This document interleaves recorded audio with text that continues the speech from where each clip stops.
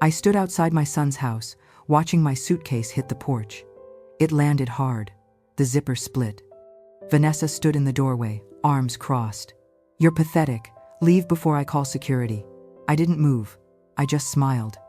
2 days later, she almost fainted when she realized who really owned the house. But let me take you back 6 months. Because this story, it started with love. If you're watching this, subscribe and let me know where you're watching from. 6 months earlier, David came to visit on a Sunday afternoon. He sat at my kitchen table, the same table where he'd done homework as a kid. The afternoon light came through the window. I poured coffee into 2 mugs. His hand shook a little when he reached for the sugar. "Mom, I need to talk to you about something." I sat down across from him, waited. "Vanessa and we've been looking at houses." He stirred his coffee. Didn't look up. "We've been renting for 3 years now. We want something permanent, before we start a family." I watched him. My son, 35 years old, still couldn't meet my eyes when he needed something. "That sounds wonderful," I said. "The problem is the down payment." He set the spoon down. "We're close, but not close enough." I'd been a widow for 3 years by then. Living alone in the house Robert left me. 4 bedrooms in the suburbs. Too much space for one person. The mortgage paid off decades ago. "How much do you need?" He named a figure. Not everything. Just enough for 40% down. I didn't answer right away. I looked past him at the photo album on top of the refrigerator. David at 5, missing his front teeth. David at graduation. David at his wedding, standing next to Vanessa in her white dress. I'd only met her a handful of times, always on her phone, always busy. David called her ambitious. He said it with pride. But there was something else in his voice when he said it. Something tired. "I could sell this place," I said. His head came up. "Mom, no, I didn't mean. This house is too big for me anyway. I've been thinking about downsizing." That wasn't entirely true, but it wasn't entirely false either. "I could give you the down payment," I continued, "but I'd need a place to stay for a few months, just until I find something smaller." "Of course, you could stay with us. Have you talked to Vanessa about this?" "I will. But it'll be fine. She'll understand." I knew I should have asked more questions. About the house they were buying. About how Vanessa really felt about having her mother-in-law move in. About what a few months actually meant. But when you're a mother, you want to fix things. You want to make your child's dreams possible. That was my first mistake. The sale went through in 6 weeks.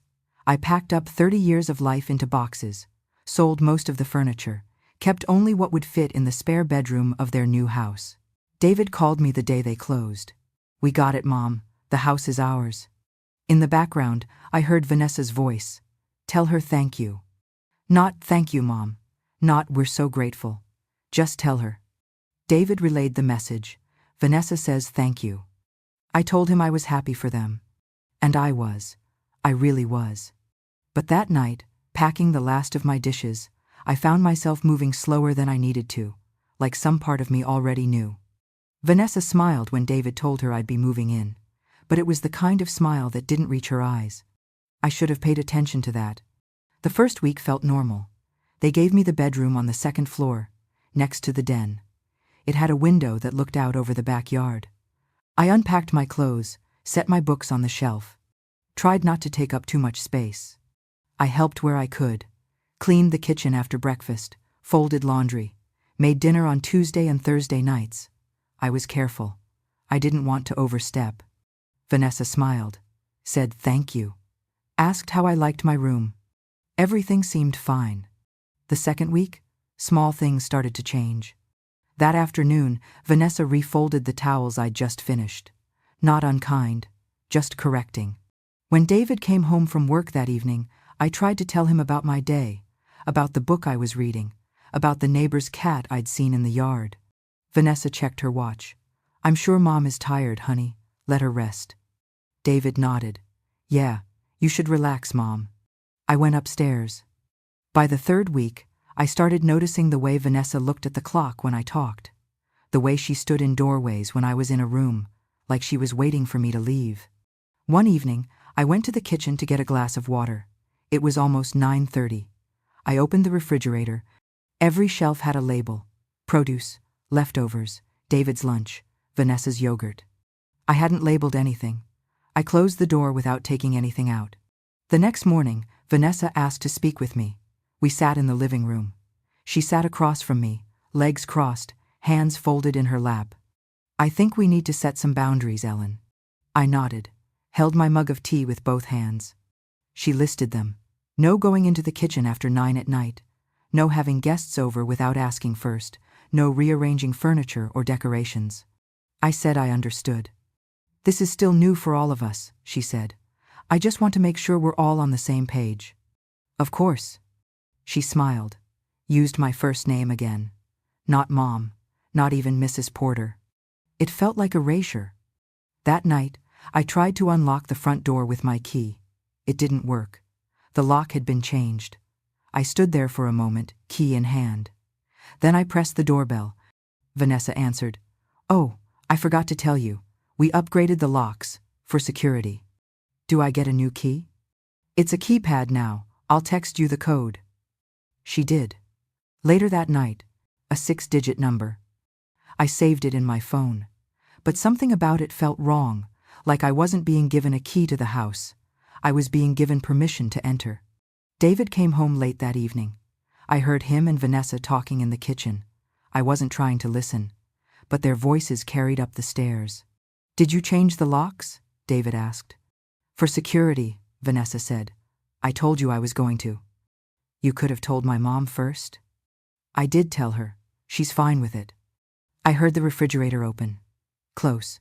"I'm just saying she's my mother. And this is our house." The way she said "our," like I wasn't part of it. I sat on the edge of my bed. The room suddenly felt smaller. I looked around at my things, my books, my lamp, the photo of Robert on the nightstand. They didn't belong here, and neither did I. I opened the drawer of the bedside table. Inside was the folder I'd brought with me when I moved. Insurance papers, bank statements, the real estate documents from the sale of my house. I pulled them out, sat there in the quiet, and I realized something I should have done from the beginning. I should have read them more carefully. I spread the documents across the bed: purchase agreement, title transfer, closing statement. The lawyer had explained it all to me when Robert died: how to protect assets, how to structure things properly when helping family. I'd listened, I'd signed, but I hadn't really understood what it meant. Not until now. The house wasn't just in David's name, it was in mine too. 60% mine, 40% his. The lawyer had advised it, said it was the smart thing to do when contributing that much money. Protection, he'd called it, in case anything went wrong. I'd trusted David, so I hadn't worried about it, hadn't even mentioned it to him after the closing. It seemed like a formality. But now, sitting in this room that didn't feel like mine, I understood. Vanessa didn't know. I reread the ownership clause 3 times. Traced my name with my finger: Ellen Marie Porter, primary owner. I could have felt triumphant, vindicated, but I didn't. I just felt tired. I put the papers back in the folder, slid it into the drawer, lay down on top of the covers, and stared at the ceiling. The house was quiet. David was still at work. Vanessa was downstairs. I could hear the television, some show with a laugh track. I thought about confronting her, about telling her right then that she couldn't push me out of a house I owned. But what would that solve? She'd get defensive. David would be caught in the middle. The next few months would be unbearable. And this was still my son's home. I didn't want to destroy that. So, I decided to wait, to watch, to keep track. The next morning, I went into town, found a small notebook at the drugstore. Plain, black cover. I kept it in my nightstand. I started writing things down: dates, times, what was said. Not because I wanted to build a case, but because I needed to remember that I wasn't imagining it. On Monday, Vanessa rearranged the pantry, moved all my tea to the top shelf. I'm 5'3". I needed a step stool to reach it. I wrote it down. On Wednesday, she bought new dish towels, threw mine away, said they didn't match the kitchen. I wrote it down. On Friday, Vanessa showed me paint samples for the living room, asked my opinion, then ignored it. David thinks so too. That Sunday, I made breakfast. Pancakes. David's favorite.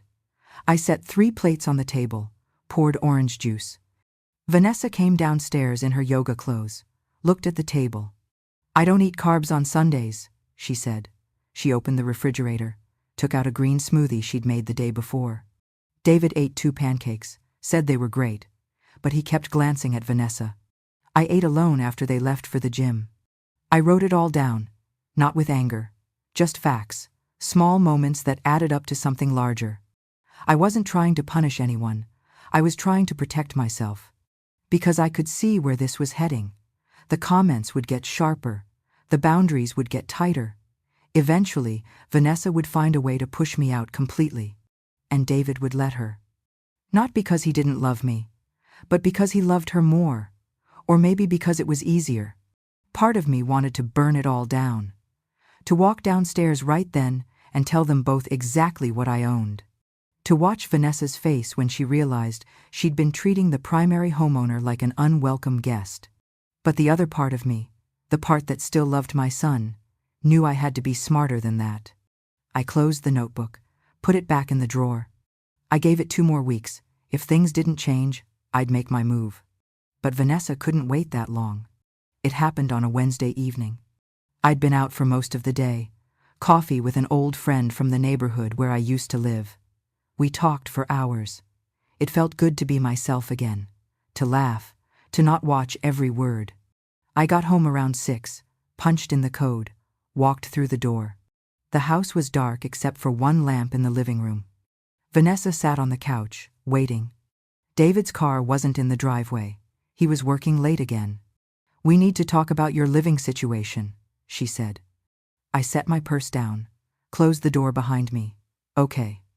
I sat in the chair across from her, not the couch. I wanted distance. "This isn't working," she continued. "David is stressed. I'm stressed. You need to start looking for your own place." I didn't respond right away, just looked at her. She shifted in her seat. "I'm already looking," I said. My voice was calm, steady. She blinked, like she'd expected me to argue. "Good," she crossed her arms. "Because I'm putting the house on the market next month." That surprised me. Not that she wanted me gone, but that she'd go that far. "Have you discussed this with David?" "David will agree with whatever I decide." She said it with such certainty. He always does. I nodded slowly. "I see." She leaned forward. "And don't think you can guilt trip him into letting you stay. This is my house. I make the decisions here. My house." I stood up, picked up my purse, walked toward the stairs. "Did you hear me?" she called after me. I stopped, turned halfway. "I heard you. And I'll handle it." I climbed the stairs, heard her exhale behind me, frustrated that I hadn't given her the fight she wanted. I went into my room, closed the door, didn't slam it, didn't lock it. I sat on the edge of the bed, looked at the nightstand, at the drawer where I kept the documents. I could have gone back downstairs, could have pulled out the ownership papers right then, showed her exactly whose house it was. But I didn't. Because this wasn't about winning an argument. It was about protecting what was mine, and I needed to do it the right way. I opened my laptop, searched for the lawyer who'd handled Robert's estate, found his email. I typed carefully. "Mr. Harrison, I hope this finds you well. I need to discuss the property rights regarding the house I helped my son purchase. Specifically, the ownership structure and my legal standing as the majority owner. Are you available for a consultation tomorrow morning? Thank you. Ellen Porter." I read it twice, hit send. Then I opened the nightstand drawer, took out the original key to the house, the one I'd been given at closing. Before Vanessa changed the locks, I held it in my hand, felt the weight of it. This key wasn't just metal, it was proof. Proof that I'd been here from the beginning, that I'd made this possible, that no matter how many codes she changed, I had rights she didn't even know about. I didn't need to use it, not yet. But I needed to remember it existed. I put it back in the drawer, next to the ownership documents, next to the black notebook where I'd been recording everything. Then I lay down on the bed, stared at the ceiling. I thought about David, about whether he knew what his wife had just said to me, about whether he'd care. I thought about the house I'd sold, the one Robert and I had bought in our 20s, where we'd raised David, where Robert had died. I'd given that up. For this? And now I was being told to leave. My phone buzzed.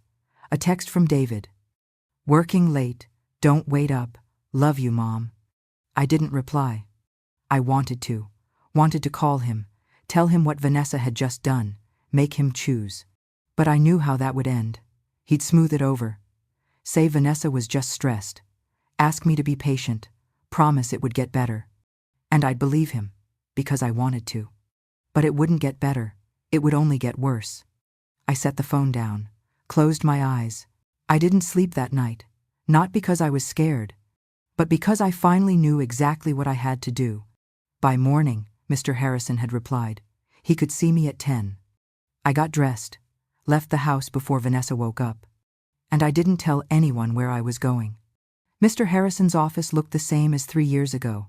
He'd aged, more gray in his beard, but his eyes were still sharp. Ellen, it's good to see you. Please, sit. I sat in the leather chair across from his desk, set my purse in my lap. I got your email, he said. You mentioned concerns about the property ownership. I nodded, pulled the folder from my purse, slid it across the desk. He opened it, scanned the documents. His expression didn't change. You remember this structure, he said. We discussed it when you decided to help David with the purchase. I remember, but I didn't think I'd ever need to enforce it. He looked up. What's happened? I told him. Not everything, just the relevant parts, the boundaries, the changed locks. Vanessa's announcement that she was putting the house on the market. And your son? He asked. Does he know about any of this? He knows some of it, but he doesn't intervene. Mr. Harrison leaned back in his chair, tapped his pen against the desk. Legally, you're in a very strong position. You own 60% of the property. Your daughter-in-law has no legal claim to it whatsoever. She can't sell. She can't refinance. She can't force you out. What if she tries? Then it's unlawful eviction. You'd have grounds for legal action. I looked down at my hands. I don't want to sue my son. I understand. But you need to protect yourself. He closed the folder. My recommendation is to notify both of them, in writing, of your ownership rights. Formal notice. That way, if things escalate, you have documentation. Will that make things worse? It might make things uncomfortable, but it will make your position clear. I thought about David, about the text he'd sent last night. Love you, Mom. What if I just want them to understand? I asked. Without lawyers, without threats. Mr. Harrison's expression softened. Ellen, I've been doing this a long time, and what I've learned is that people only understand what they're forced to see. Your daughter-in-law doesn't see you as the homeowner. She sees you as an obstacle. And the letter will change that? The letter will give her the information she's missing. What she does with it is up to her. I nodded. Okay, draft the letter. He pulled out a legal pad, started writing notes. I'll have it ready by this afternoon. You can pick it up, or I can mail it directly to the property. I'll pick it up. He looked at me. Ellen, I have to ask. If things don't improve, what's your endgame here? I didn't answer right away. I don't know yet. You could force a sale, buy them out, or require them to buy you out. That feels like punishment. It's consequence. He set down his pen. You gave them a gift. They chose to treat you like a burden. You're not wrong for protecting what's yours. This wasn't punishment. It was consequence. The phrase stuck with me. I repeated it in my head as I left his office. As I drove home. I got back around noon. Vanessa's car was in the driveway. I walked in through the front door. She was in the kitchen, chopping vegetables. She looked up when I entered. Where were you? Out, I said. David was looking for you this morning. I'll call him. I walked past her, headed for the stairs. Ellen. I stopped, turned. She set down the knife. About last night, I think we should clear the air. There's nothing to clear. I just want you to understand that this isn't personal. It's about what's best for our family. Our family, not yours. I understand completely, I said. I went upstairs, closed the door to my room. I sat on the bed and called David. "Hey, Mom, where were you this morning?" "I had an errand. Is everything okay?" "Yeah, I just wanted to check in." "David, we need to talk. Soon. Just you and me." He hesitated. "Is this about Vanessa?" "It's about all of us." Another moment of quiet. "Okay, tomorrow. I'll take a late lunch." "Thank you." We hung up. I looked at the closed door, thought about Vanessa downstairs, acting like nothing had happened. But something had, and it was only just beginning. I didn't sleep well that night. I kept thinking about what I'd say to David, how to make him understand without making him choose. But by morning, the choice was made for me. I woke up early, got dressed, went downstairs to make coffee. My suitcase was sitting in the hallway, packed. I stopped, stared at it.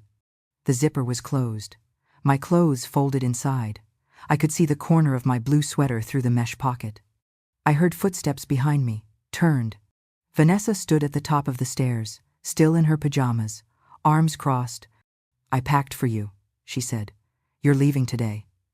My heart was pounding, but my voice came out steady. "Where's David?" "At work, where he should be, not dealing with this." "I'm not leaving." She came down the stairs, stood in front of me. "Yes, you are." I looked at her, really looked at her. She was 32 years old, successful, beautiful, used to getting what she wanted. But she'd made a mistake. She'd underestimated me. "No," I said quietly. "I'm not." Her face changed. Something hard moved across it. She walked past me, grabbed the suitcase, dragged it toward the front door. I followed her, didn't try to stop her, just watched. She opened the door, lifted the suitcase, threw it onto the porch. It landed hard. The zipper split open. My clothes spilled out onto the wooden boards. She turned back to me. Her chest was rising and falling, angry, triumphant. "You're pathetic," she said. "Leave before I call security." I stood there, looked at my suitcase, at my clothes scattered across the porch. Then I looked back at her, and I smiled. Not a big smile, just a small one, the kind that says, "I know something you don't." "Okay," I said. Her expression flickered, confusion, like she'd expected me to cry, to beg. I stepped past her, walked onto the porch, bent down, started gathering my clothes. She stood in the doorway, watching. "I mean it," she said. "Don't come back." I didn't answer, just folded a shirt, put it back in the suitcase. She went inside, closed the door. I heard the lock click. I stood there for a moment, holding my suitcase, looking at the house that was 60% mine. Then I walked to my car, put the suitcase in the trunk, got in, started the engine. I drove to a hotel 3 miles away, checked in, carried my broken suitcase to a room on the second floor. I sat on the edge of the bed, looked around, bland walls, generic art, a television bolted to the dresser. This wasn't where I thought I'd be at 62 years old. I took out my phone, called Mr. Harrison. "Ellen, everything okay?" "No," she kicked me out, physically threw my suitcase out the door. He was quiet for a moment. Then, "Are you safe?" "I'm at the Marriott on Oak Street. I'm fine." "Ellen, this changes things. That's unlawful eviction. You can file charges." "I don't want to file charges. I want to send the letter. But not yet." "When?" "In 2 days. Let her think she won, then we'll show her the truth." He considered this. "That's strategic. I'll have the letter ready. Call me when you want it delivered." "Thank you." We hung up. I sat there, thought about what had just happened. Vanessa had thrown me out of my own house, in front of the neighbors, like I was nothing. She thought she'd won.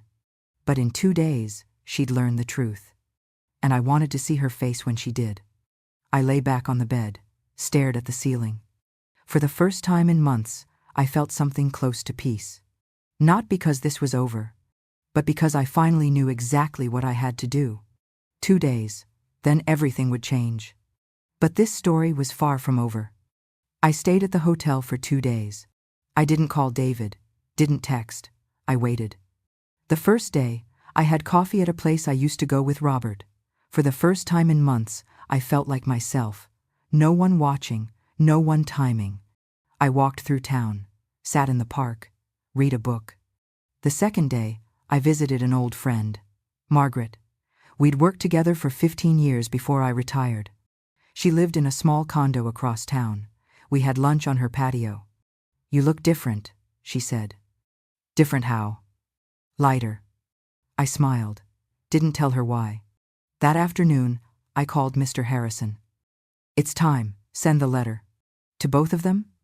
"Yes, certified mail. I want proof they received it."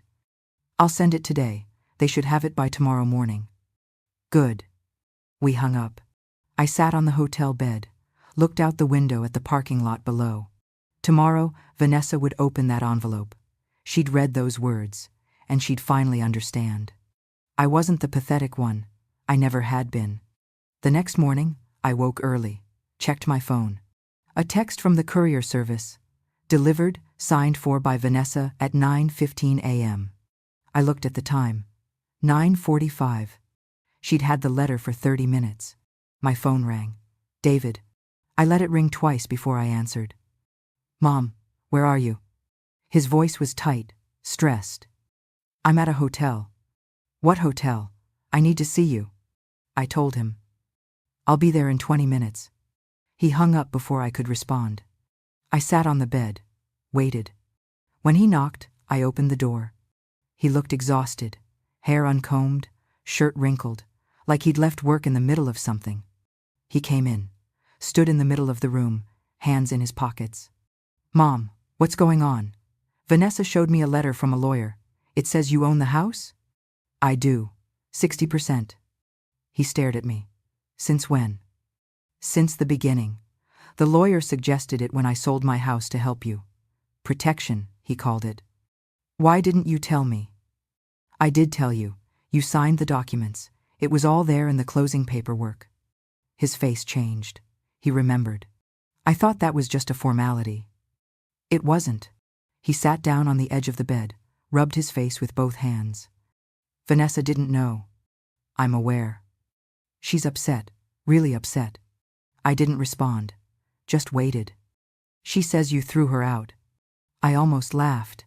"She threw me out, David. She packed my suitcase, threw it onto the porch, told me to leave before she called security." He looked up.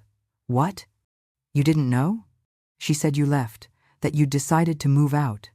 "Of course she did." "David, I didn't leave by choice. She physically removed me from the house I own." He stood up, paced to the window, looked out at the parking lot. "This is a mess." "Yes, it is." "What do you want, Mom? Do you want us to move out? Do you want to sell the house?" I looked at him. My son, 35 years old, caught between his mother and his wife.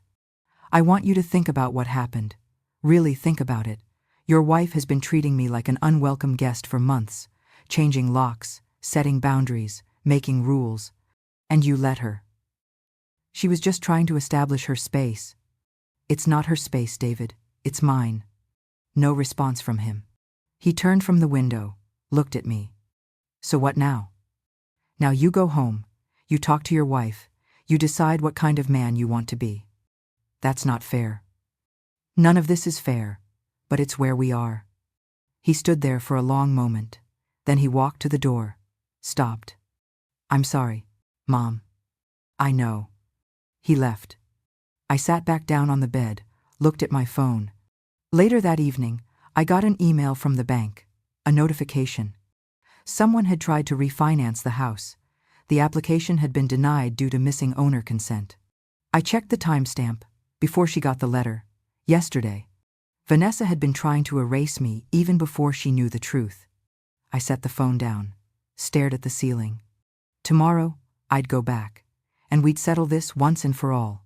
It was time to stop playing defense. The next morning, I called Mr. Harrison. "Did they receive the letter?" "Both signed for it yesterday. Your son called my office, wanted to discuss options." "What did you tell him?" "That he should speak with you directly." "Good."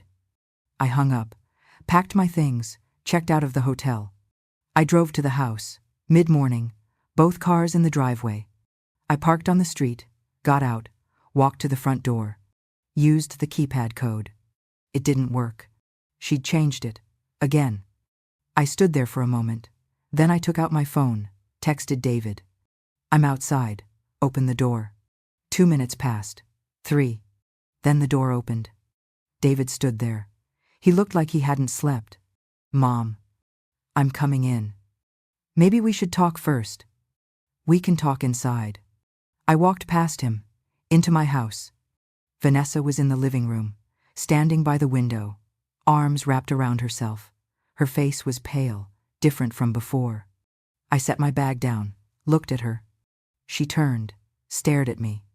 You really owned 60%? Her voice was quiet, shaky. Yes. Since the beginning? Yes. She looked at David, then back at me. Why didn't you tell me? I told David. He signed the documents. He knew. She turned to him. You knew? David looked at the floor. It was in the paperwork. I thought it was I didn't think it mattered. Didn't matter? Vanessa's voice rose. Your mother owns most of this house and you didn't think to mention it? I didn't think she'd. He stopped. Didn't think I'd what? I asked. Assert my rights? Protect myself? Vanessa sank onto the couch, put her head in her hands. For the first time since I'd met her, she looked small, lost. When I got that letter yesterday, she said quietly. When I read it, I thought I was going to be sick. She looked up at me. Her eyes were red. I called my parents, told them what happened. My father asked me one question. Did you throw her belongings outside? I said yes. He said, then you're lucky she's not pressing charges. The room stayed quiet for a moment. I thought, Vanessa continued, that this was my house, mine and David's. I thought I was protecting our space, our future.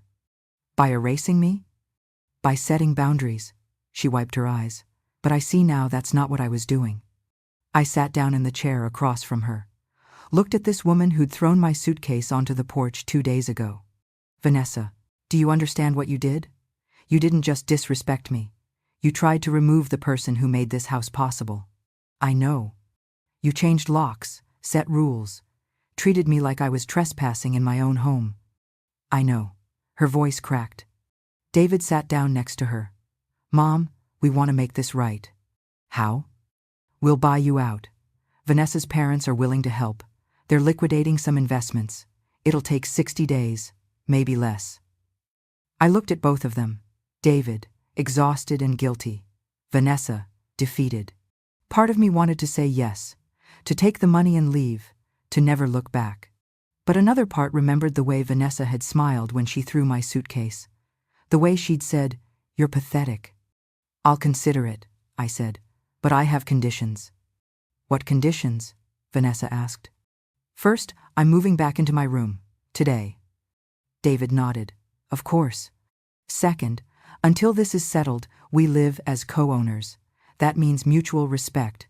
No more changed locks. No more rules about when I can use my own kitchen. Agreed, David said. Vanessa nodded. Third, I want a written apology. Not for me, for you, Vanessa. So you remember that people aren't obstacles. They're human beings who deserve dignity. Vanessa looked down at her hands. I'll write it today. Good. I stood up. Now, I'm going to unpack. Again. I walked upstairs. Went to my room. Everything was exactly as I'd left it. My books, my lamp, the photo of Robert. I opened the nightstand drawer. The documents were still there. The black notebook. And the key. I took out the key. The original one. This time, I didn't put it on the dresser. I put it back in the drawer. I didn't need it as a reminder anymore. Downstairs, I heard voices. Calmer this time. David and Vanessa talking. I sat on the bed. Looked around the room. This still didn't feel like home. But maybe it didn't need to. Maybe home was something I'd have to build for myself. Somewhere else. Somewhere new.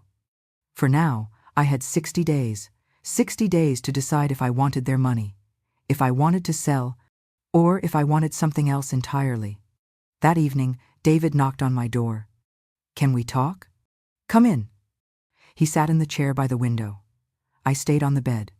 Vanessa's writing the apology. She's really shaken up. Good. Mom, I'm sorry. For all of it. I should have seen what was happening. I should have protected you. Yes, you should have. Can you forgive me? I looked at my son. My only child. I'm working on it. He nodded. Left. I lay back on the bed, looked at the ceiling. 2 days ago, Vanessa had thought she'd won. Today, she knew the truth. And I was just getting started. The next few days were strange. We lived in the same house but existed in different worlds. I made my own meals, kept to my room mostly. When we passed in the hallway, Vanessa looked through me, like I wasn't there. David tried to play mediator, asked how I was, offered to help with groceries, but his eyes were always darting toward Vanessa, checking her reaction. On Thursday, Vanessa organized a family meeting. We sat in the living room, the three of us, like some kind of corporate negotiation. Vanessa had papers, a folder, she'd prepared. My parents agreed to help, she said. Her voice was professional, detached. They can loan us enough to buy your share, but it'll take time to arrange. How much time? I asked. 60 days, maybe 90. And in the meantime? In the meantime, we'd like you to sign an agreement, stating your intention to sell, so we can move forward with the financing. I looked at David. He was staring at his hands. Did you ask for this? I said to him. Or did she? He looked up. Mom, it's the best solution. For everyone. Is it? Vanessa leaned forward. Ellen, we're trying to be fair. We're offering you market value, but we need certainty. We can't live like this. Like what? Like we're walking on eggshells in our own home. Our home. Still. This isn't your home, Vanessa. It's mine.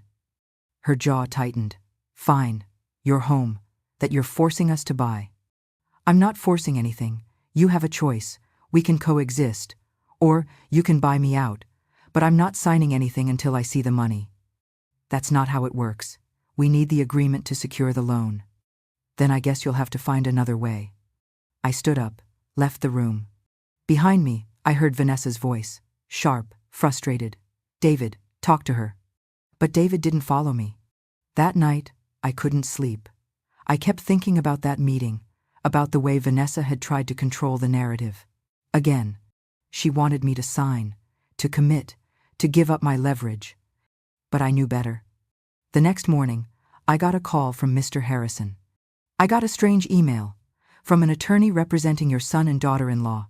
They're proposing a buyout, but they want you to sign a binding agreement before they arrange financing. I told them, that's backwards. You don't sign until you see the funds. Good. Ellen, they're getting desperate, and desperate people make mistakes. What kind of mistakes? The kind that shows their true priorities. I thought about that after we hung up. On Saturday, I had coffee with Margaret. What does your gut tell you? She asked. I watched a mother and daughter walk by. I should have set boundaries a long time ago. When I got back to the house, David's car was gone. Vanessa's was in the driveway. I walked in. The house was quiet.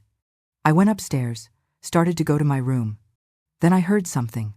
A voice. Vanessa's. She was on the phone, in the master bedroom, the door half open. I stopped, listened. No, Mom, she's not budging. She wants the money up front. She stopped speaking. I know it's a lot, but we can't keep living like this. She waited for a response. What if we just moved out? Found another place? Vanessa's voice changed, softer, almost pleading. We could start over, without her. I stood very still. I know we'd lose the house, but maybe that's better than this. She listened. David won't go for it. He feels guilty. Another moment. No, he won't choose. He never does. I stepped back, quietly, went to my room, closed the door, sat on the bed. She wanted to leave, to walk away from the house entirely. But she couldn't, because David wouldn't leave, not without my approval, not without trying to fix it. And that's when I realized something. I wasn't the one trapped, they were. Vanessa was trapped by her pride, her need to win, to control. David was trapped by guilt, by loyalty to both of us. But me? I could walk away whenever I wanted, sell the house, take the money, start over. I had the power. I just hadn't been using it. That evening, David came home, found me in the kitchen making tea. Mom, we need to talk. Okay. Vanessa is really struggling with this. I know. Is there any way you'd consider signing the agreement? I'd make sure the financing comes through. I promise. I looked at him. My son, still trying to make everyone happy. David, do you want me to leave? He hesitated, just for a second. But I saw it. I want everyone to be happy, he said finally. That's not what I asked. He looked away. And in that moment, I knew. He'd try one final gambit, one last attempt to fix this. But it wouldn't work, because the problem wasn't the house. It was them. David asked me to meet him for coffee, just the two of us. We went to the same place where I'd met with him months ago. When this all started, he looked older now, tired. We ordered, sat at a table by the window. Mom, I need to be honest with you. I waited. This is killing me. Being stuck between you and Vanessa, I can't sleep. I can't focus at work. Something has to give. I know. Vanessa's parents came through. They can loan us the money. But we need you to agree to the sale. We need certainty. I stirred my coffee, said nothing. Please, Mom, just sign the agreement. I'll make sure you get every penny, I promise. David, do you remember when you asked me for help? When you wanted to buy the house? Of course. You told me it was your dream, yours and Vanessa's, a place to start your family. He nodded. But you never started that family, and you never made it feel like a home. Not for me. Not really. Mom, let me finish. I set down my spoon, looked at him. When I sold my house, I didn't just give you money. I gave you everything I had, my security, my independence, my memories of your father. His eyes were wet. And Vanessa treated me like I was an inconvenience. She changed locks, set rules, threw my suitcase out the door. And you let her. I didn't know she'd do that. But you knew about everything else. The boundaries, the way she looked at me, the way she talked to me. You knew, David, and you chose not to see it. He looked down at his coffee. I was trying to keep the peace. By sacrificing me? Neither of us spoke for a moment. What do you want me to do? He asked finally. I want you to stop asking me to give up what's mine so you can have what you want. That's not fair. No, it's not. None of this is fair. I pulled a piece of paper from my purse, set it on the table. What's this? My answer. I'm not signing the agreement. He stared at the paper. So, you're not selling? I didn't say that. Then what are you saying? I'm saying I'll sell when I'm ready, on my terms, not yours, not Vanessa's, mine. His jaw tightened. And when will that be? When I know you understand what you've done. I've apologized, Mom. What more do you want? I want you to choose, not between me and Vanessa, but between the man you are and the man you could be. He pushed back from the table, stood up. This isn't about being a good man. This is about you punishing us. No, David. This is about consequence. You and Vanessa made choices. This is what happens when those choices hurt people. He looked at me for a long moment. Then he walked out. I sat there, finished my coffee. It tasted bitter. I drove home. The house was empty, both cars gone. I went upstairs to my room, sat on the bed. My phone buzzed. A text from David. Vanessa and I are staying at a hotel tonight. We need space to think.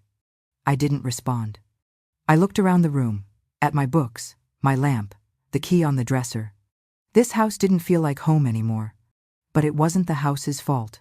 That evening, I called Mr. Harrison. I'm ready to sell. To your son? To anyone. I want to list the property. At market value. Ellen, if you list it, they'll have to match any offer or lose the house entirely. I know. This is a hard line. Are you sure? I thought about David's face at the coffee shop, the way he'd walked out, the way he'd never really seen me. I'm sure. All right, I'll draw up the paperwork. You'll need to notify them formally, give them first right of refusal. How long do they have? 30 days, standard. Okay. We hung up. I sat in the quiet. The house creaked around me, settling. I wasn't punishing them. I was choosing myself. And if that meant losing my son, then maybe he'd never really been mine to begin with. The next morning, the formal letter arrived, delivered by courier. I left it on the kitchen table. When David came home to get clothes, he found it. I was upstairs. I heard the door open, his footsteps, the rustle of paper. Then, nothing. Heavy quiet. The kind that feels like a death sentence. He didn't come upstairs, didn't call my name. He just left. And when I walked into the kitchen later, the letter was still there. But next to it was a note. We'll make an offer, but this doesn't change what you've done. I picked up the note, read it again. What I'd done. Not what they'd done, what I'd done. I crumpled it, threw it away. The house felt emptier, but mine. 3 days later, David came back. He knocked on the door. I let him in. We stood in the hallway. He looked like he'd been crying. Can we talk? He asked. Of course. We went to the living room, sat on opposite ends of the couch. Vanessa and I talked, a lot, about everything. I waited. She wants to make the offer, buy you out, move forward. And you? He looked at his hands. I don't know what I want anymore.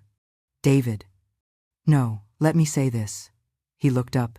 His eyes were red. I've been thinking about what you said, about the man I am versus the man I could be. I didn't speak. You were right. I saw what was happening. The way she treated you, the boundaries, the locks, all of it.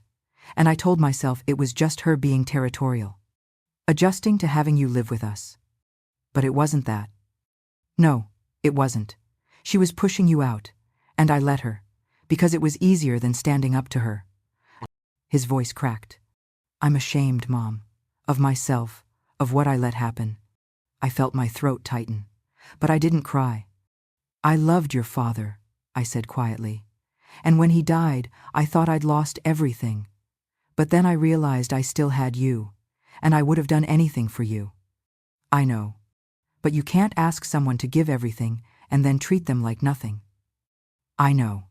He wiped his eyes. Vanessa doesn't get it. She thinks you're being vindictive, that you're trying to hurt us. And what do you think? I think you're protecting yourself, the way I should have protected you. The room stayed quiet. The afternoon light came through the window, the same light that had been there the day he first asked me for help.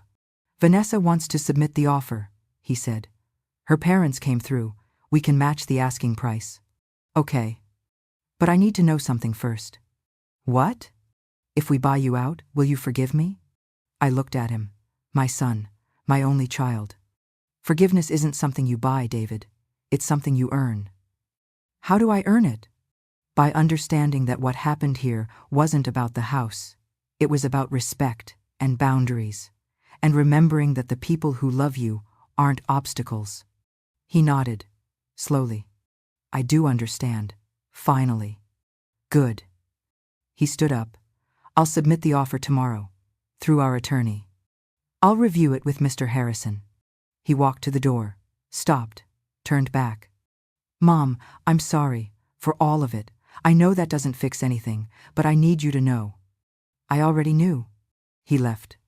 I sat there for a long time after, watching the light change, watching the shadows grow. Part of me wanted to call him back, to tell him it was okay, that we could start over. But the other part knew better. Some things can't be undone. Some hurts take time to heal. The next day, the offer came through. Market value, all cash from Vanessa's parents, closing in 45 days. Mr. Harrison reviewed it. It's a fair offer. Actually, it's generous. Then I'll accept it. Are you sure? Yes. We signed the papers, set the closing date. I started packing. Not everything, just what I'd need. The furniture could stay, the dishes, the curtains Vanessa hated. I kept my books, my photos, the key from the dresser. On the last day, I walked through the house one more time. The bedroom where I'd slept, the kitchen where I'd tried to belong, the living room where I'd been told I was pathetic. None of it felt like mine anymore. And that was okay.